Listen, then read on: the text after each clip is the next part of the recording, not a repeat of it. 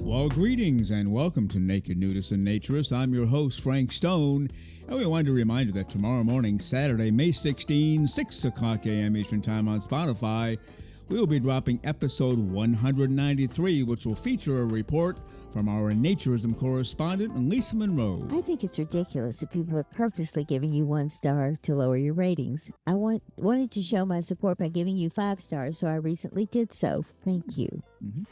I left a message about how I feel like we are friends and we can get on each other's nerves. That's the truth. Not him on our nerves, but I know what he means internally. Anyway, my drive. Well, I think that sentence was more for your benefit than mine. I think what he wanted to say is, at least really gets on my nerves. But he said both of us just to kind of keep it above board. Mm-hmm. At least that's how I interpreted it. He did not say that. Okay, but it could be my mind. But continue on. Yeah, I'm sorry. It could be your mind. Anyway, on my drive, I heard you read my post. I was so thrilled and still am. In addition to being surprised to hear my post over the radio, I was so happy that you got the gist of my point. If you knew me, I suspect I would occasionally get on your nerves, but I would hope you would still consider me as your friend as I do with you both. And part 1 of my interview with the current AANR Florida president, he's also running to be the president for the overall AANR, part 1 with Joe Rives. The commitment to AANR, the commitment to social nudism and naturism is so strong. The desire to want to contribute is there.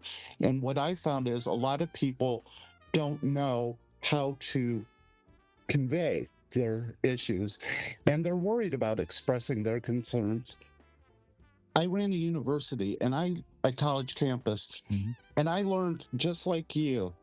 If somebody's upset, they're motivated to tell their story, and it's our responsibility to listen and process and see how we can amend the situation, or if it's a case of they didn't have all of the information.